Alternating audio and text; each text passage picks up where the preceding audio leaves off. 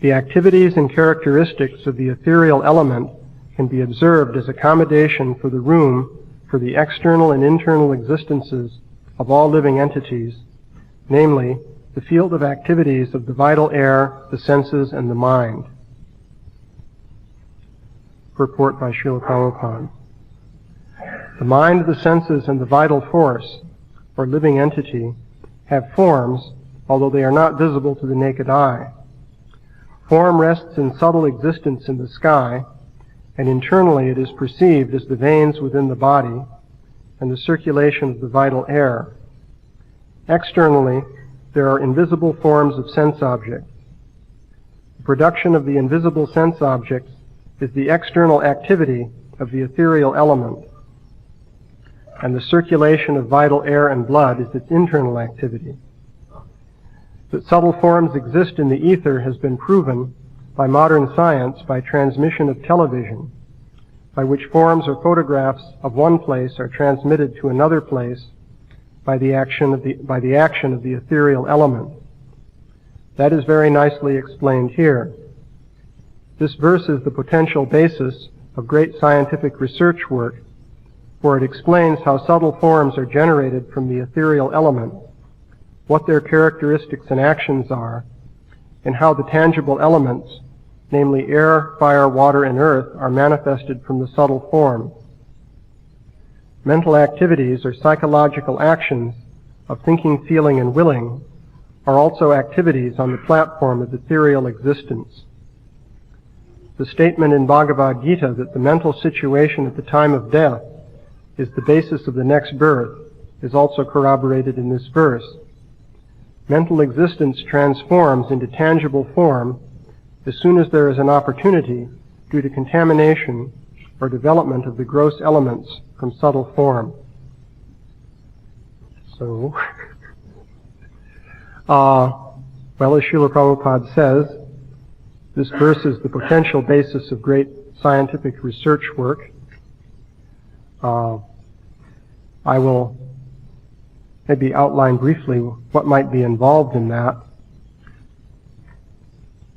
To begin with, if you look at mainstream science of the modern day, you'll find that it probably could not accommodate the kind of research work required to elucidate this verse.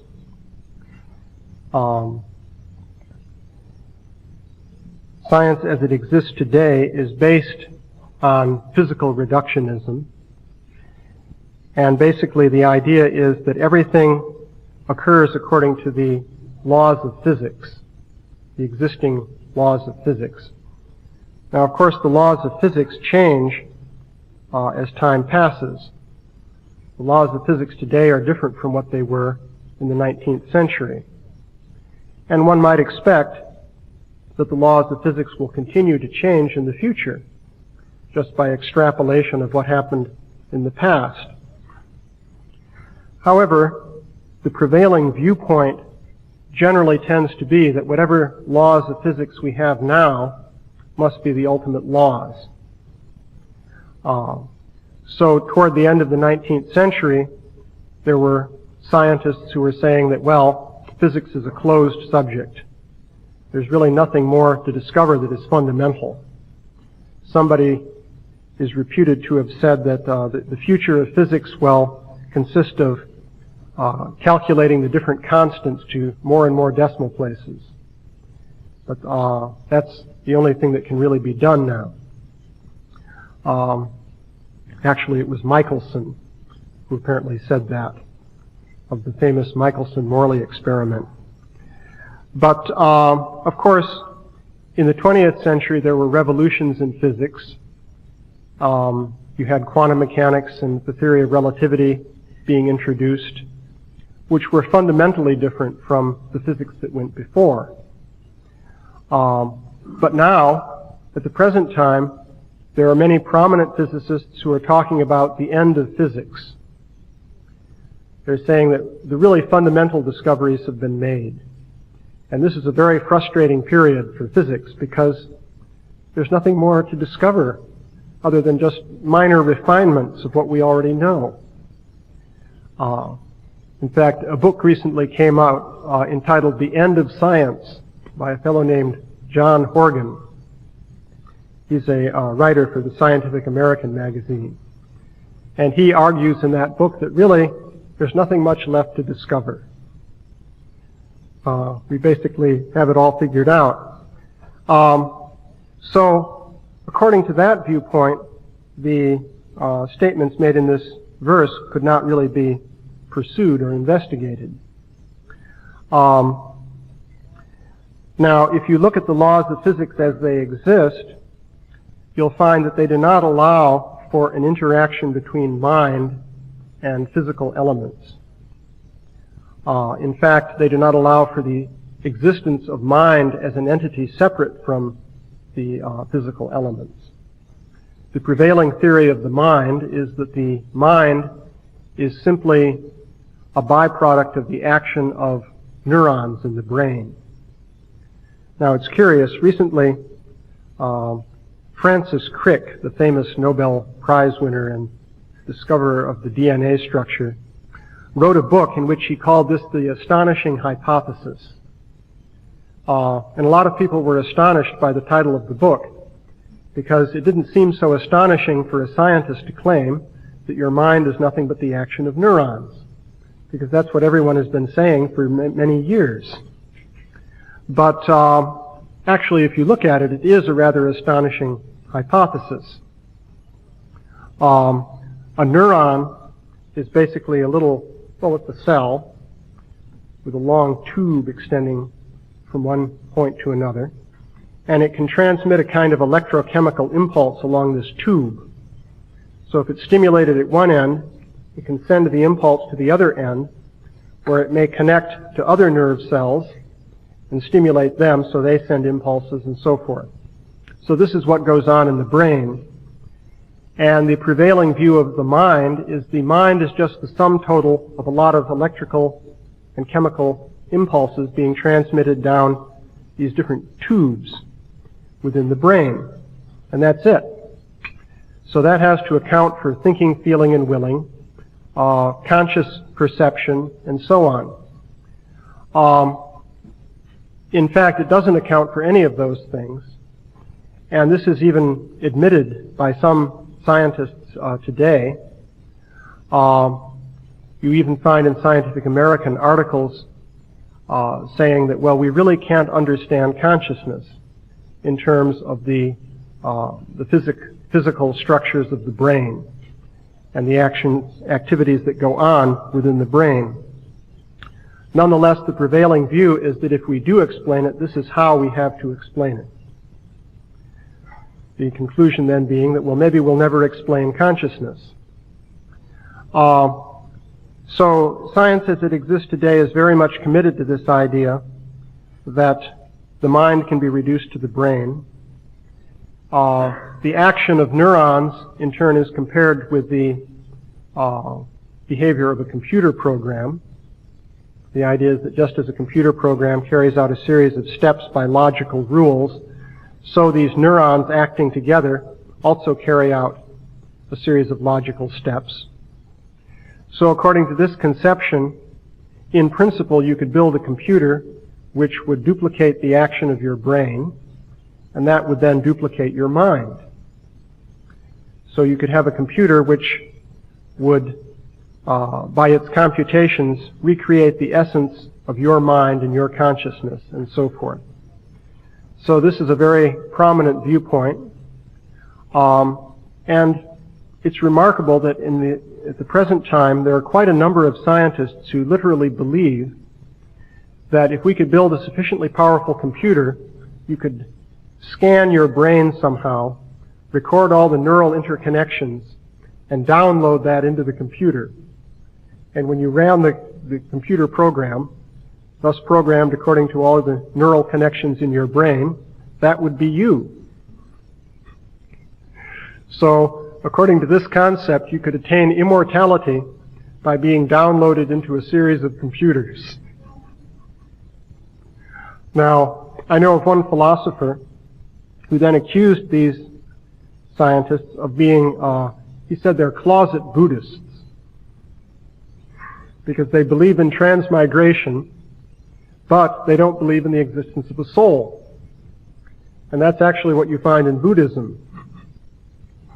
They say that the essence of you is just some software, some programming, and if we can download that into a computer, then we reproduce you. And that's very similar to the idea of transmigration in Buddhism, in which you have no soul and no substance, and yet the pattern that represents the personality somehow goes from one body to the next. So this still doesn't explain consciousness, and it's perfectly plausible, in principle at least, that you could have a computer that would duplicate human behavior, but that computer would have awareness while it was doing it is another thing. Would the computer be conscious of what it was doing? And you can still raise the question, would the computer duplicate human behavior? If you could program all the different features of the human mind, you might still find that it fell short of duplicating human behavioral patterns. Now, this verse is giving an indication of what is really going on, which is quite different from this prevailing scientific theory. According to the verse, first of all, there is something called the mind, which is distinct from the kind of matter that is studied by physics. There are, Krishna says in the Bhagavad Gita, 8 separated elements: earth, air, fire, water, and ether, and mind, intelligence, and false ego. Now, the first 5 of these, earth, air, fire, water, and ether, pretty much come under the heading of physics as we have it today. I say pretty much because this isn't exactly true, but it's roughly true. Beyond that, however, mind, intelligence, and false ego are material elements. That's why they're said to be separated elements in the Bhagavad Gita. Bina Prakriti. These are material elements, but they're distinct from the gross physical elements that we're familiar with and which are studied in modern science. Now, it turns out that the ether is a key element in this sequence, because the ether is basically the intermediary link between mind, intelligence, and false ego, which are subtle material elements, and earth, air, fire, water, which are the gross material elements that we're all familiar with. So ether is the connecting link. Now, of course, in addition to these material elements, there's the soul, which is completely transcendental to matter. So the full conscious entity would be the soul, accompanied by the subtle elements of mind, intelligence, and false ego, which is called, basically, these together are called the subtle body. So the soul plus subtle body are interacting with a gross physical body through this element of the ether, which is the intermediary link. So this verse is telling about basically what the ether does. And it's quite interesting. First of all, Śrīla Prabhupāda says that there are subtle forms in the ether. He says, form rests in subtle existence in the sky. Śrīla Prabhupāda uses the word sky as synonymous with ether. And that is nabasa or akash or ke. These are different Sanskrit words for it. Basically, the idea here is that space is an actual substance. One concept of space is that space is just the absence of substance. You take away everything from a given area of space, and you're just left with space, which is a vacuum, or it's the absence of anything. But space has characteristics. Even in modern science, that's considered to be the case. Geometry is you might say, the science for describing space. And it used to be that old-fashioned three-dimensional geometry was considered sufficient for this purpose, but nowadays four-dimensional geometry is used, in which space curves. And this is utilized in Einstein's general theory of relativity to explain gravitation. So the idea is that gravitation is curvature of space, or more exactly, curvature of space and time, which are welded together in one continuum. So certainly if space and time can be curved, that means that they must be something. You certainly can't curve the absence of anything. So even modern science is accepting space as a continuum that is actually there. It's something real, and you can even bend it. So that's somewhat analogous to the concept of the ether.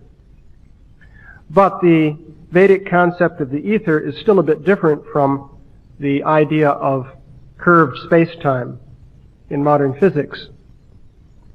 It's a fact that if you look at Einstein's theory of relativity, you'll see that space-time can be bent, and it's a bit springy and flexible. Now, if you take a long spring and you bend it at one end, then you see a wave go propagating down the length of the spring.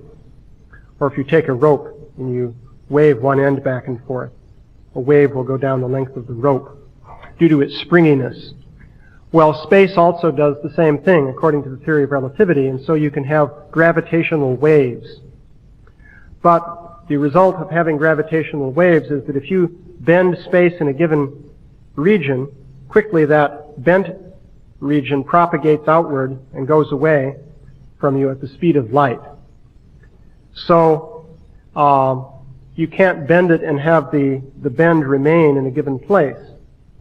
But apparently, according to this description and other references in the Vedic literature, ether can contain forms which are localized, and they stay in one place. Or if they move, they don't necessarily move very quickly. Then again, they may also move at a very high speed. So ether can accommodate forms or shapes or patterns, and the mind basically uses ether as a slate for writing things down and transmitting information to the gross material elements. So what you can think of then is that ether is able to sustain forms or shapes or patterns, and this mind element, which is a subtle material element, which has the capacity of thinking, feeling, and willing, can impose these shapes or patterns on the ether.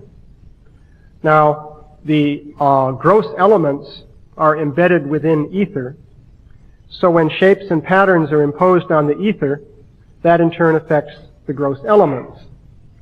So you then have the gross elements taking on different patterns and forms.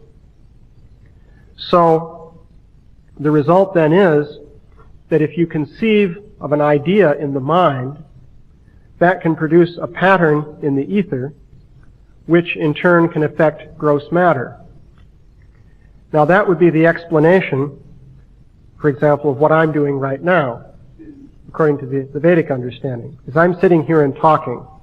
Now if Francis Crick was in the room, he would be convinced that everything I'm saying is due to neurons in the brain.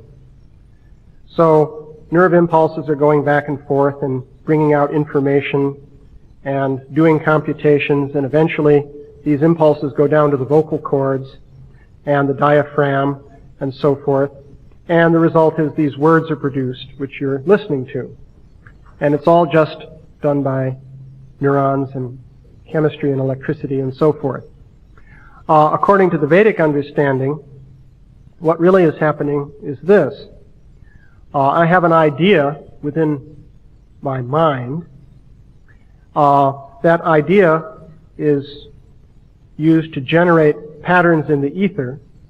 Those patterns in the ether then stimulate different neurons to do different things within the brain. And finally, the vocal cords are vibrated and the diaphragm contracts and so on and so forth to produce the words. So that would be the Vedic explanation of what is happening. So this is something that one might, in principle, actually investigate. One common argument that is made to refute this kind of idea is it will be said, well, you're saying that the non-physical mind is making the brain do things. This must require some exchange of energy, and that would violate conservation of energy. Because there's this law that says that the sum total of physical energy always remains the same.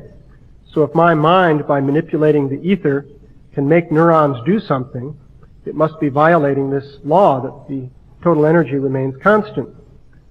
Of course, the answer to that is very simple. Why should one say that mind cannot exert energy? If you look at the law of conservation of energy, you'll see that the physicists themselves continually violate it by redefining it. An example would be the weak interaction and neutrinos. If you go back to, say, 1920, scientists didn't know about neutrinos, so their energy equations didn't have neutrinos in them. Later they discovered neutrinos. Now neutrinos can carry energy, so now the equations for energy have to include neutrinos. So which equations are right? Well, they'll say the equations with the neutrinos in them are right. That means the old equations must have been wrong, which means that the old statement of conservation of energy was in fact incorrect. So likewise, it's perfectly possible that mind also has energy, and when mind interacts with ether and the elements of the body and so forth, it can produce changes in the energy balance. But this still doesn't violate conservation of energy, because mind also contains a kind of energy. So what you have in this verse then is a basic explanation of how the mind interacts with the gross physical body. This goes the other way also, because the action of the physical senses will also produce patterns in the ether. And the mind picks up those patterns, and in this way you see and hear and so forth through the gross physical senses. Now, the statement that Śrīla Prabhupada is making in the purport even goes beyond what I've said thus far. He is saying that these patterns produced in the ether by the mind can even result in the creation of material elements, gross material elements. Now, it's one thing to stimulate the gross material elements to move in a certain way, and it's another thing to actually generate matter. But what Śrīla Prabhupada is saying here is that that's actually what happens. In fact, this entire chapter of the Bhagavatam explains how the elements of earth, water, fire, and air are produced from the element of ether. And this involves the subtle sense elements, which are called tanmatras. So the description is given that from the ether you have the generation of touch. And in connection with touch, then the element of air is generated. Then the next step is the generation of form, which is connected with the sense of vision. Touch, of course, is connected with the sense of touch. And in connection with form, the element fire is generated, or radiance in general. And then you have the element of taste, and the sense of taste, and the water element is generated in connection with that. And then finally the sense of smell, and the sense object for odor, and the element earth. So this description is given. So the basic pattern is transformation from subtle elements to gross manifestations. So one might ask if there's any evidence that of the actual creation of elements within the bodies of living organisms in connection with the action of the mind. This is something that could also be investigated. One interesting point that I might make in that connection, well, I'll make two, is that apparently nuclear reactions can occur at room temperature in the bodies of living organisms. This is something that's been documented. And recently one of the children of the devotees here, who's going to a high school, did a science project on that.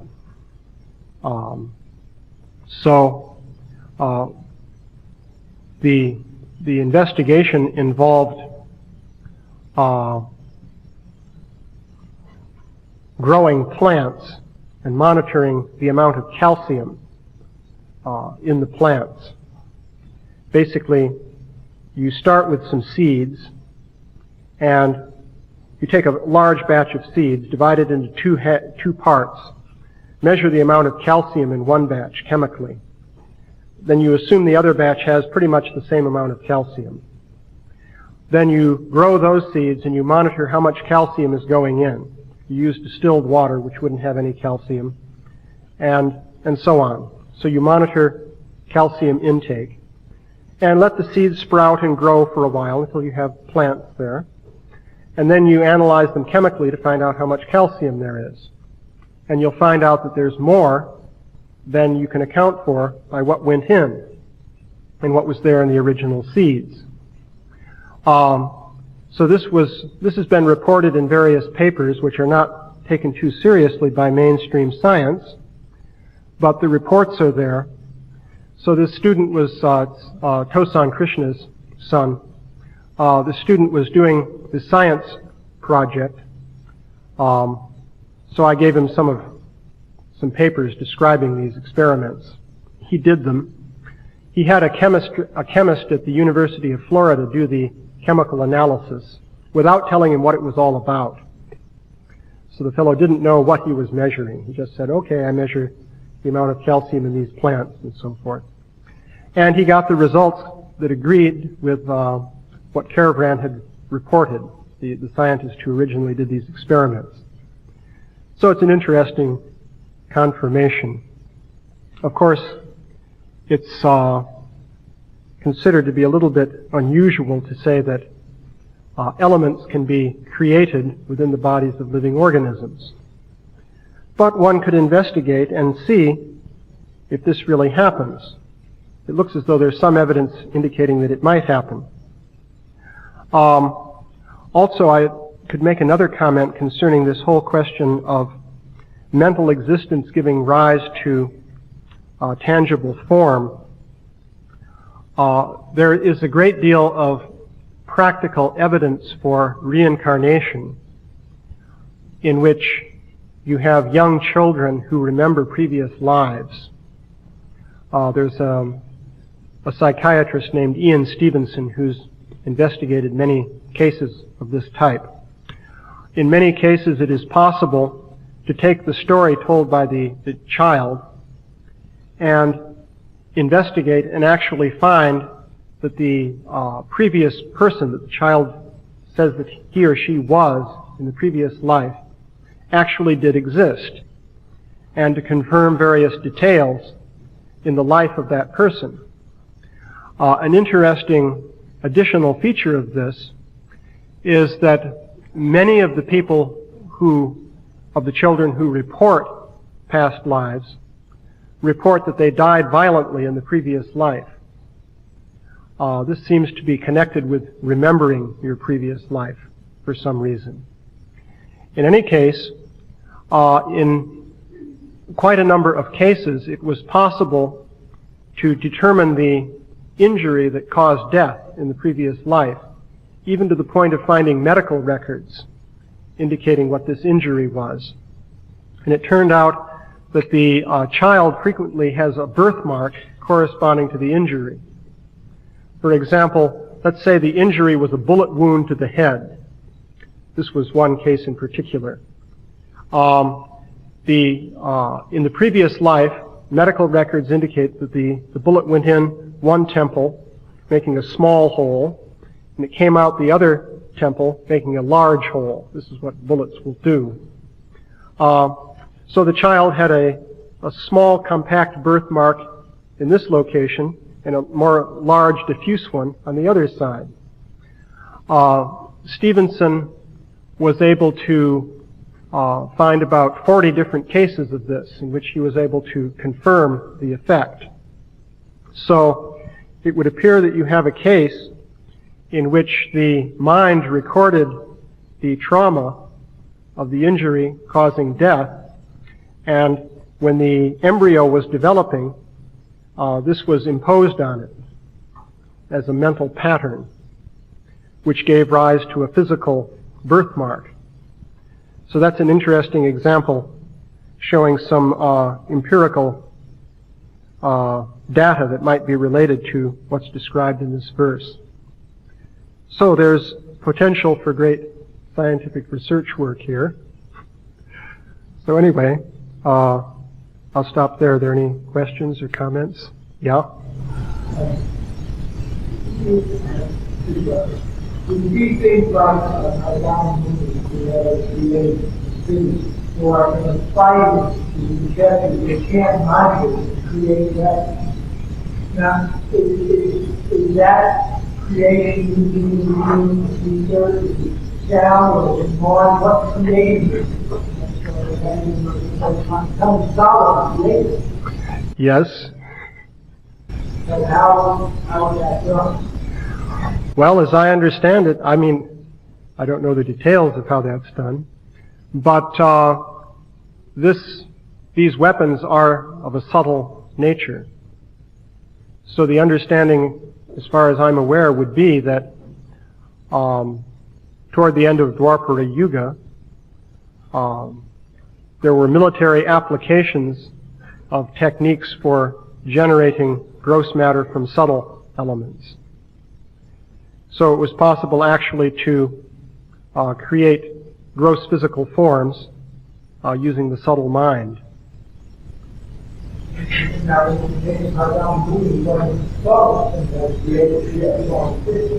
Yeah, well, we're talking about creating gross matter. So, in principle, you could visualize a physical object and manifest it. Now, we read about yogis doing things like that. So, the indication then would be that our minds are very much conditioned to act in a certain very stereotyped way, but we're not using our full capacity.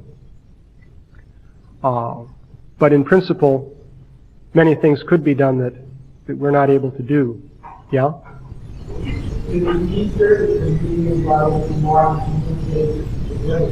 Yeah. Now, in the basis of the brain malfunction, that means so that perfectly normal functioning mind that can't communicate with the malfunctioning. Well, I have an answer for that one. You are sitting in front of a computer even at this moment. What would happen if your hard disk crashed?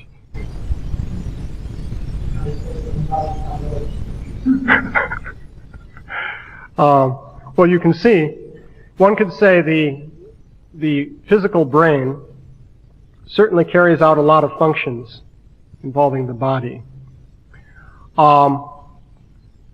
So if that is damaged, your ability to operate is impaired.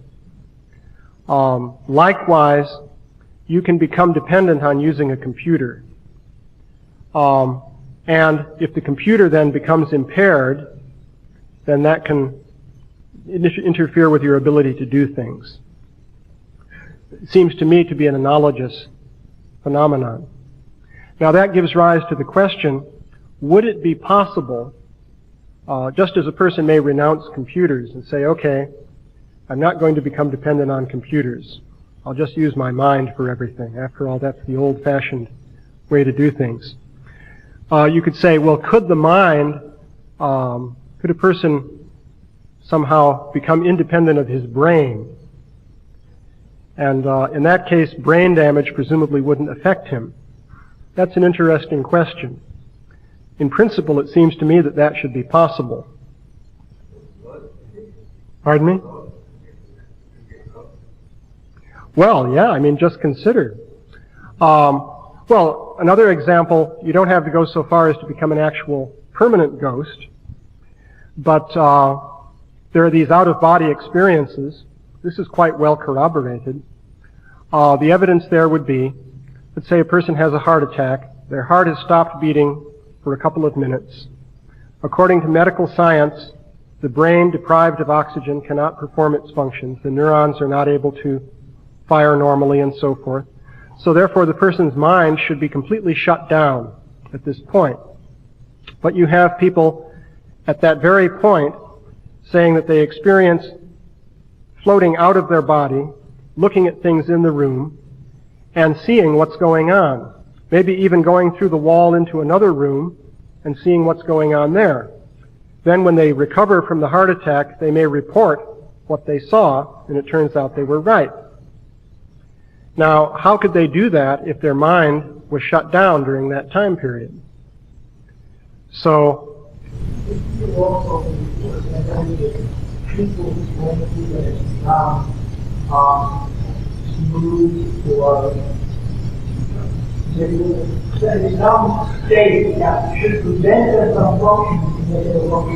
oh, that's another interesting case. There's a pediatrician named John Lorber, connected at least at one time with Sheffield University in England, who was studying hydrocephaly. Hydrocephaly is called water on the brain. You have cerebrospinal fluid building up pressure due to a defect in the system there, which damages the brain.